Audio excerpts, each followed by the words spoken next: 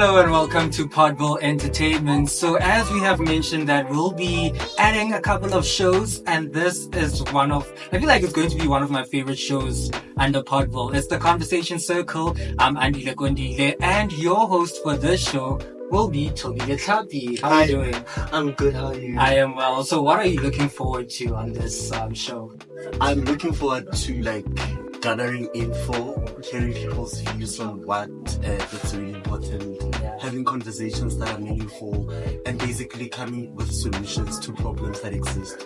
I really can't wait. This is going to be very interesting. And remember, Podville Season 3 is proudly brought to you by Styles and Cuts. If you're looking for the best place to get your hair, makeup or nails done, look no further than Styles and Cuts, offering quality services at affordable prices. Their team of stylists and artists are highly skilled and always up to date on the latest trends. Whether you're looking for a simple trim, a bold new look, or a dramatic makeover, they can help you achieve the dream you desire. So come down to Styles and Cuts, located at 9 Calvin Street in Carltonville. Then you can call them on 062-198-9040. So today, joining you, who do we have? So my guest for today's episode is Philani Khiba. Philani Khiba. Yeah, a very close friend of mine. Alright, so the conversation will be between Tobile and Philani Khiba.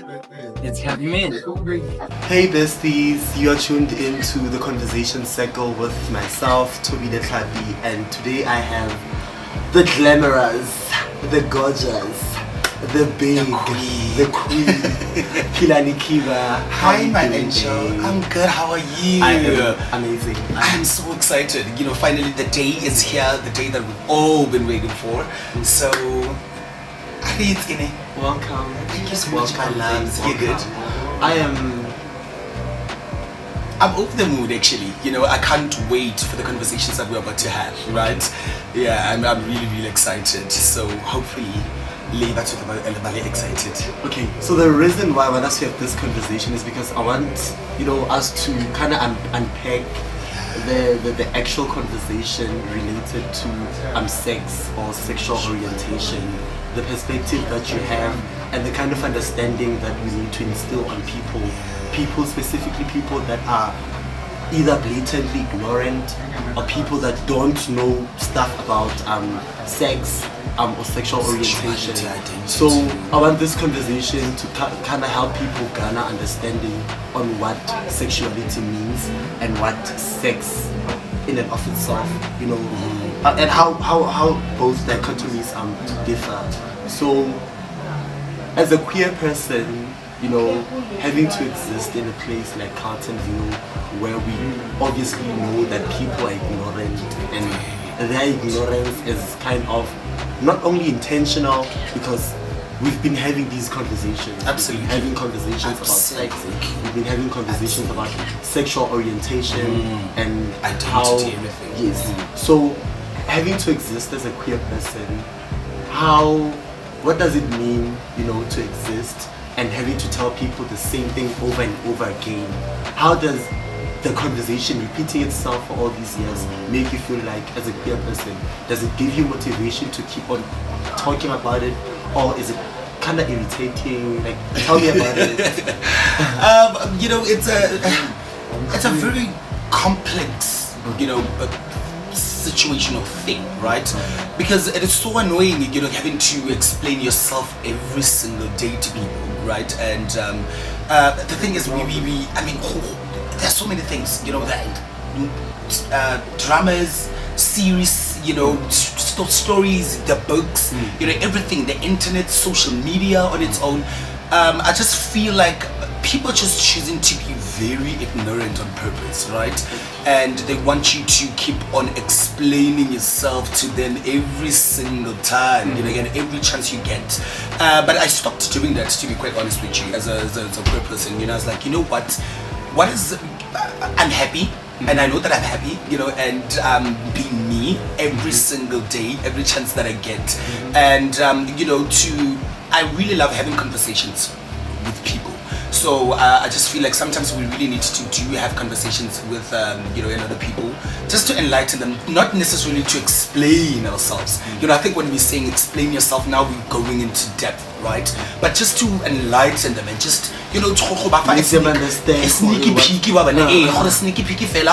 No, this is this. But I genuinely just don't explain myself to anyone. I'm just living, me, but I think also we need to go back to the drawing board, right? Of what is identity, what is sexuality, right?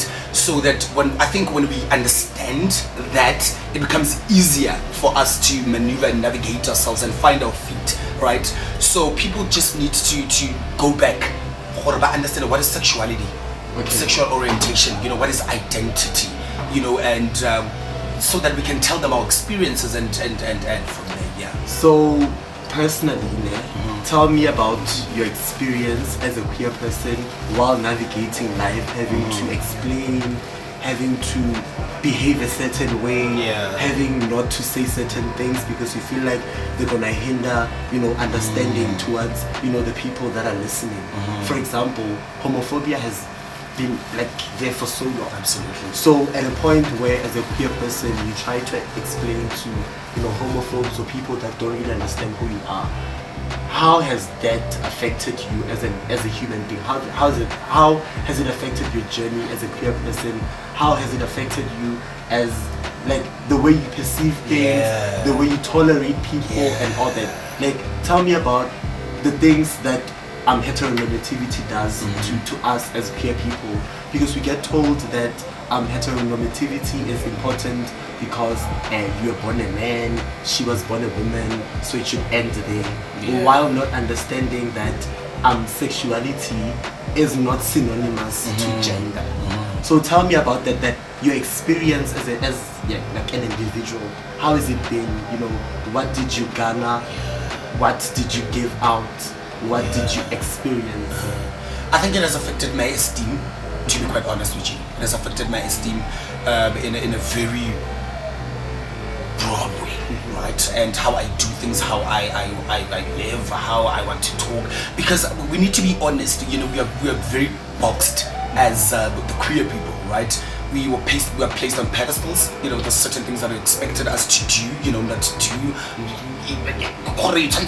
Because there's this narrative, gay in education, gay. You understand? There's so much that is going on that is affecting us, and we and how about when literally when you're trying to be yourself amongst people. I think a lot of people also, we need to also look at the fact that there's a lot of things that people are suffering from, internally.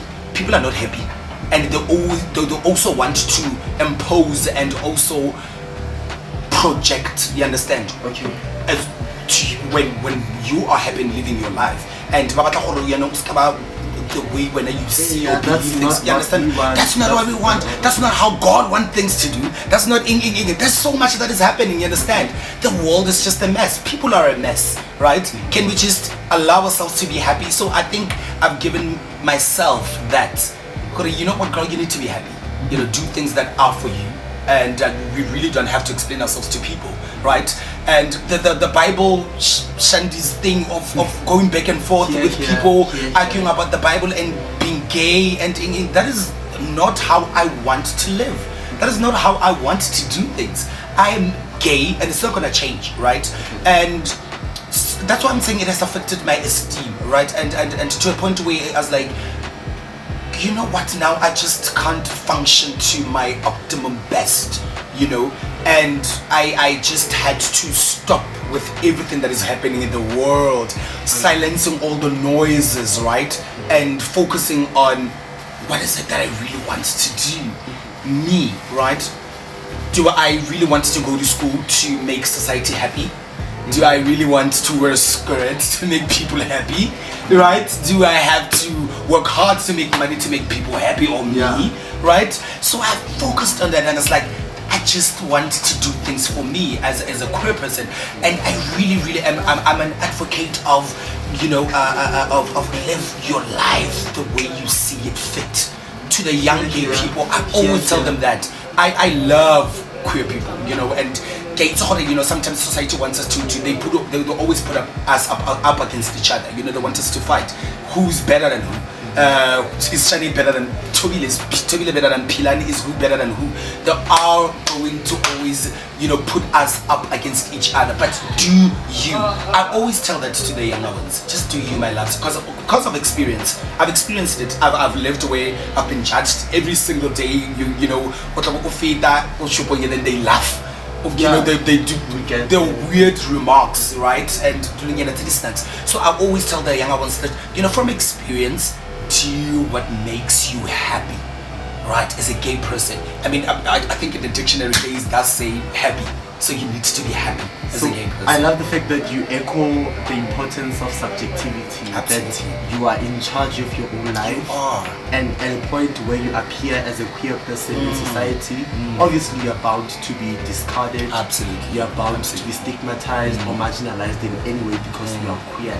So that has been a problem. It has existed for so long. And we've been trying to have conversations, but it's still, you know, very problematic. So moving on to the issue of what's this, outing people we call after nines, you know, having to very sensitive. out. Yeah, it's a conversation itself. So I want you to tell me how you feel about outing I'm after nine. That if this specific dude appears as cisgender, but behind closed doors he is not cisgender anymore. Yes. And then when you decide to post about it on social media, how does you as a queer person, how does it make you feel as a queer person to, you know, see other queer people outing after nines, or it being done by you? Does it kind of, it bothers me, pacify others, or does it pacify you? Like, tell me. Like, honestly, it bothers me so much. Like, and I've seen it happening on social media for a very long time, you know, where somebody maybe would shag someone and then they decide, you know, to out them on social media. And I have a problem with that. Like, to be quite honest, I do. I mean, we really need to just respect but women and their journeys. If someone comes to you and trusts you with their secret, you know, and you know, this is what's happening in my life, or I'm this and that. I mean, they entrusted you understand? And this thing of posting it on social media, but for content, people just need to stop. So if it starts with it having to be a secret, would you be okay with being someone's dirty secret? I mean, we have done it a lot of times. We have done it. Let's not lie, we have done it. We have done it. Maybe we are still doing it. They are sure, but so you cool with that? I am. You cool with being a secret? You're cool with being told that text me by 9 a.m. not 10 a.m. Text me on WhatsApp and not on Facebook. Are you cool with that? Are you cool with linking up with a person behind closed Absolutely. doors? But when he sees you, like such. I think there's an agreement like in such things. So there has to be an agreement in when we see each other. Do I greet you? Do I what? So there's an agreement. Some we do talk. You know, and normal I care about no, let's primary school together in Kanti go mashiting bonan. So I think an agreement. But now for me personally, I'm really cool. Honestly, I'm cool with that. And hiking one wa sepiti vela ke hiking one o batlang bo go jwala le bo mang a itse ke robala le DJ mang ke batle dilo tse yeah, but one would argue that you are kind of emotionally unstable, because how would you let the person tell you what to do? How would you expect a person to be the one that tells you, okay, text me kana go itseng, or ha re bona batho sa etsa sona, or like let's act as if we are not an item or there's nothing going on between the two of us. So I want to understand, Jorge, do you get to draw the line after you've got your pleasure, or do you draw the line because you are aware that, okay, this is not it? I mean, going back, there's always an agreement. There's an agreement in everything that happens. before we start or before anything that anything happens between the both of us, there has to be an agreement. That you know what, this is how it's going to be done. And for me, I don't even feel maybe I'm being used or anything like that. Honestly, I do not. But I think, you know, sometimes I'm very good and then you feel I'm being used the most. You know what, I'm say in public because you know Prinyakos is very good. So, but as well, you know, that's going back to that, there's always like trying to the boundaries and everything that happens. I mean, in every relation, right, there are boundaries. So we are going to talk about it. And if he tells me that, you know what, I'm not ready, rather, let me put it in that way, I'm not ready to come out into the public or society about my sexuality, because most of the time they say they're confused. I don't know if you've met some guys who are like that, who tell you, I'm confused. I think I like girls and I think I like you, you know, as well. So I'm confused. I'm not saying I'm gay, you know, I'm not saying anything, but so we actually stumble upon such things. Exactly, we stumble upon such things. So I think you just need to be very smart and have a skill of how to navigate it, so that you also don't feel like you are being used as well. Okay. So you need to be very smart on how you approach. I think the approach also is very important. The culture in itself, how we are going to create a culture between the both of us, the bond and the boundaries and everything, and the agreement. So we need to be very. So there's an issue of attachment, right? And especially with us queer people, we get too attached to people that can always do us dirty. Absolutely. So I want us to handle, or rather touch on the issue of attachment, that you get attached to a dude and then you later on find out that you were the stupid one. You were the clown. So that in and of itself, like the realization that, okay, I'm stupid. Yeah. So it's bad. Because very bad. I've experienced it. So I wanna know if, for you as a human being, if you experience such a thing and then Mang Sipopo in 2 comes back with the same energy, and then you don't have the power to kind of inhibit his energy from penetrating into you, because you're already used to, you know, being vulnerable. You're already used to letting men do shit with whatever they want now. Because I think it also affects you in the long run, because someone may come genuine. Mariano Hatla Ali genuine with like the approach. Yeah, Sipo one. You understand? And then now, because of way now I carry once bitten twice shy. You know, when and then now you block something that is genuine and something that is good. I think that is and it's bad. And I think unfortunately, guys, there's nothing that we can do about it, because it happens to straight people, I think, as well. It happens to anyone, where you think you have something with someone, you've built something with someone, all can they, you know, all along you're a clown, you don't, you know. And it happens to us a lot of times, where gents, because when they want to smash, they always lie. They would come to that approach, you know what, we're going to build something cute, something, you know, amazing, and then he would make you feel like you are his partner, you are his person, you're the only one that matters. I think all along the guy just wants to smash, and then after smashing, now you're the clown, you're the one who's texting at 4 a.m, you're the one who's calling, "Pay my angel." Now you see now, so it's really, really, really bad. I think people should just. But you can't get but cake flour when I just wanna put my hand in a cookie jar. Don't because I don't wanna be a clown. Now you smashed, and then now I have to be I'm attached. I mean, unfortunately because you lied to me. You sold me something you knew it was just I just wanna tap and move on. So now I'm attached. So attachments are very, just guys, people need to fix that. Okay, so moving on to like the issue of coming out.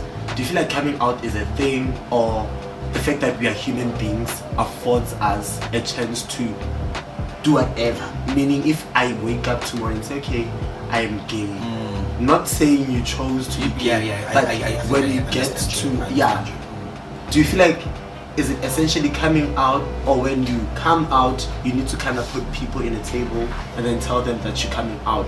or should it happen instinctively, where it just happens, where you don't need a manual for you to prepare, sitting with the family, or making your uncle understand why you're gay and whatnot?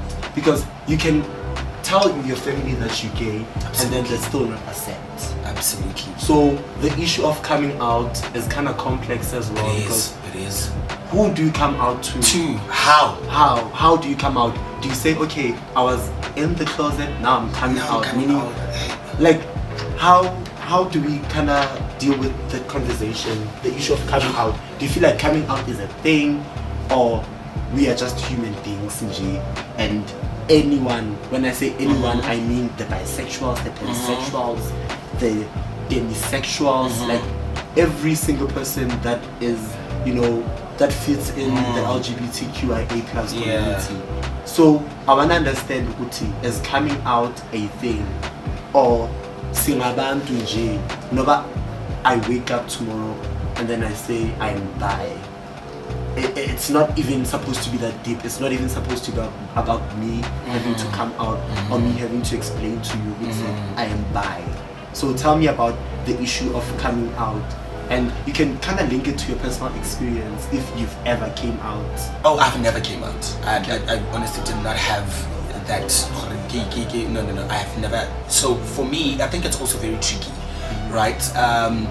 Especially now that you've mentioned being bisexual. I think that one, you really have to, I think you would owe someone an explanation, or at least be honest. I don't know if it's coming out. I don't know if it's going to be seen as that, but you really need to tell people. Yeah, you need to actually come clean. So with that, you need to come clean. But with being gay, I think we need to be honest that there are so many families or households where they actually can identify that their kid is gay, but the hope blurs everything. They hope I just pray God, oh, he's not gay. I pray God, he's not gay. That hope, that hope that blurs everything, right? Yeah, but they can see. So speaking of which, do you feel like the parents that like gay people but don't want their kids to be gay are hypocrites? They are. Is it? Because I think I've once had a conversation with this girl and she's like, no, I like you as a gay person, but I wouldn't want my son to be gay. Girl. Yeah, so it's hypocrisy on another level. No, it's hypocrisy on another level, because what are you saying? And then people claim to be allies, right? They do. And then those are the double standards that people carry. Those are the double standards that they carry them every single time, because you'd have a friend and then they tell you that, okay, I'm your ally, I like this or whatever. They don't believe in it. Exactly. And then they don't believe in that. On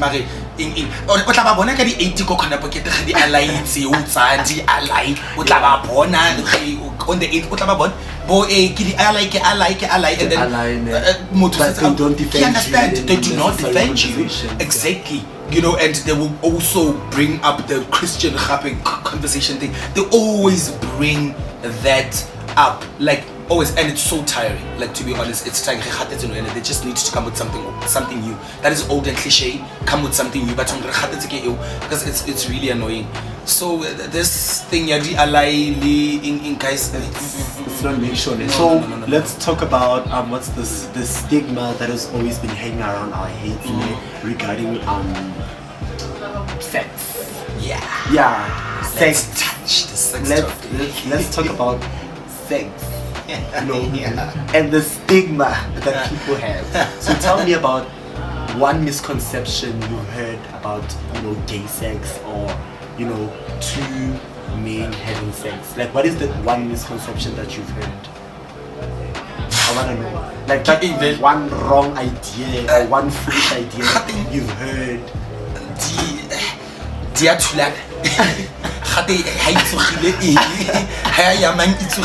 then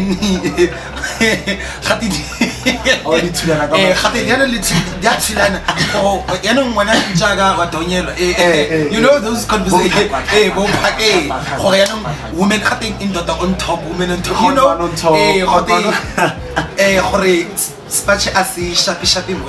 you understand? So those are the things that people always talk about. And I mean, I really don't mind not really honestly talking about it. Like, if you ask me, I'm gonna tell you. No, this is what happens. You know, and if you know it's stupid, like, so give the people what they want. If someone who was stupid, move And then exactly, go with the flow. exactly, yeah. So, get to normally, guys. We just have sex like just normal people, like nigga. We So another important, you know, issue is the queer genocide. Queer people die every year. absolutely. Queer people get killed, they get Absolutely. raped. So I want us to And touch on the justice system is just so the issue of the queer genocide that has been existing for all these years. How does it make you feel as a queer person and having to navigate life with that fear? Of bro, that, it's hard. I'm from corner pocket, I have to go home. What will happen on the way? Yeah. Or I'm at Bree taxi rank. Vim. Yo, honey, You know- it once happened to me in Soweto. Yeah. Tell me about it. We were walking to the mall with my girl. I think I was doing my first year at that time. UJ, right? Yeah. Yeah. So we walking to the mall, and then there's this car, right? And there's like, I think 3 or 4 Zulu men in it. So they literally opened windows and they were screaming just, hey, Staban, you understand? It was just very scary, and I just had to keep quiet. Like, I was just shocked and very scared, you understand? So my girl, now that I'm working with, she's like, you know, she responded. They literally stopped the car. They went out, they literally came to us. They had pipes. They attacked her. They literally attacked her for that comment, you understand? They were like, it was just very, very, very, very scary, to be quite honest. And so it's one thing that scares me a lot even today, you know, having to walk out like a crop top, you know, and scared, and I'm scared I might walk or bump into someone or stumble upon someone that is literally homophobic and decide to attack. It's very scary. So to be speaking honest. of a friend that, you know, defended you in that situation, I want us to talk about the ones we call S-lickers. That she's my friend, and she tells me what to wear, she tokenizes me, she treats me like an object. Do you have those? Like, Object of entertainment, I understand. Show me Oh, girls will always do that, and apparently they will buy you booze as a gay man. I can't but they always have that. So that being treated or feeling like And it's an nice. object of We need to be honest. You are an object of entertainment. Especially when they are around men. They want now you to be a clown. They want Papa, I can't already get so much. I did again, but I can't gay. How get 6 pack and all about cloud. So I honestly don't like and I don't approve such friendships. Like I know if you do that to me or say something close or similar to that, just know how our friendship is done. Because I am not going to be an object of entertainment or anything. And I'm very financial askis. Can one yana o financial by nature and a hike force day. But how around the Navaton Otobana Horea, Wabana, Hoya, I just do it. Yeah, I literally do it like effortlessly. But I don't want you to invite me to a place because of Batahora and don't do that. That's a very serious problem.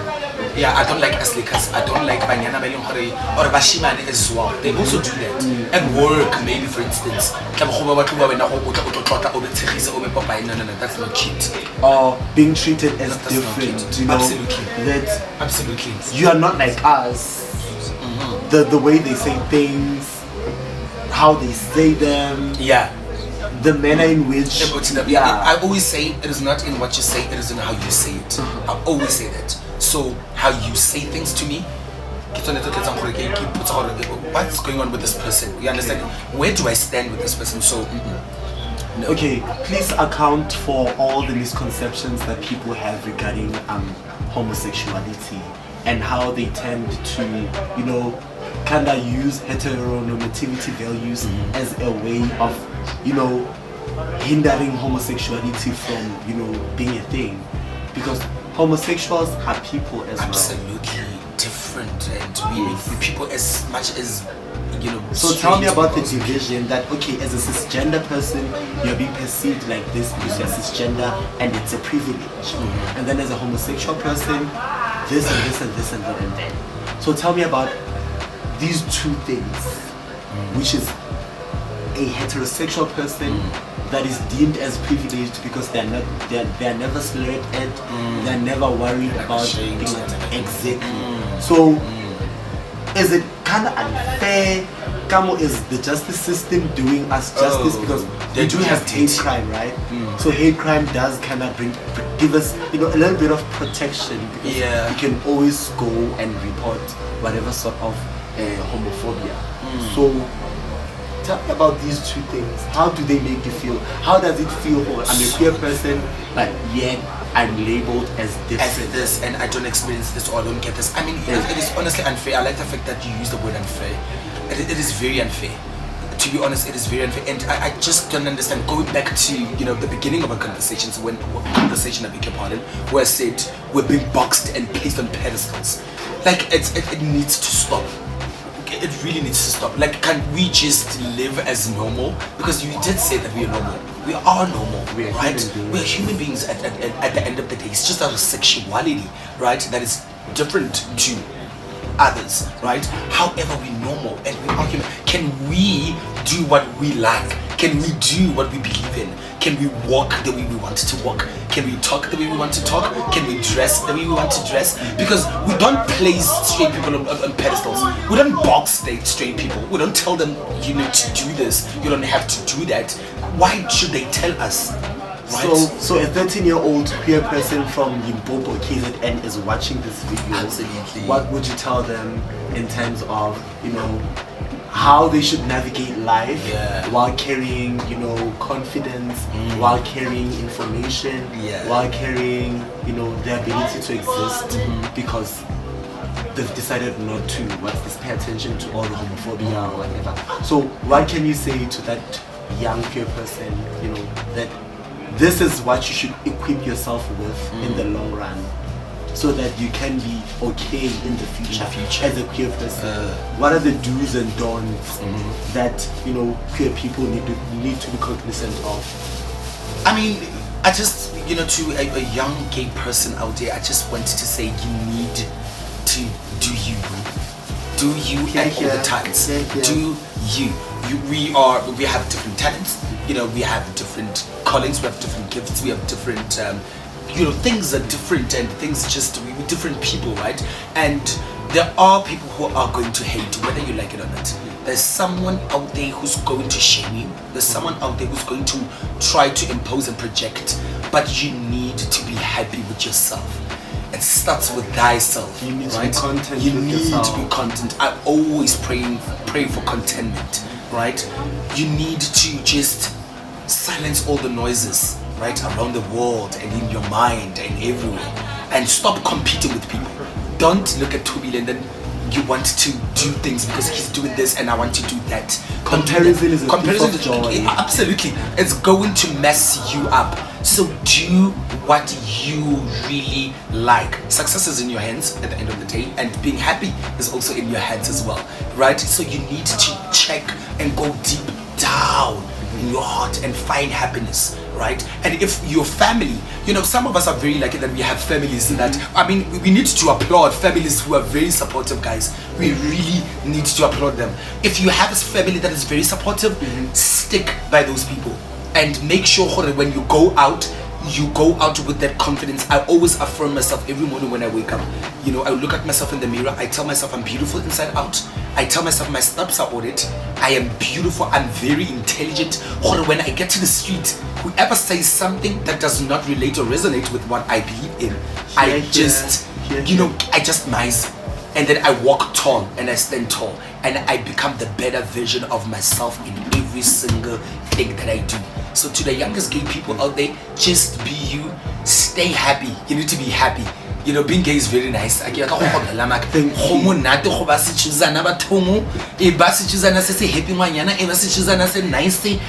also go to school, inform yourself, please. In everything that you do, whenever you get an opportunity to go to school as a young gay person, grab it with both hands. Go to school. Imfundo, cook guys. yourself. Imfundo is very Thank important. you. But how important is so? Thank you so much, baby. It was a very insightful conversation. Very meaningful. Time flies. Yeah. I'm so sad. And that's it for today, guys. Thank you so much for tuning in. Until next time.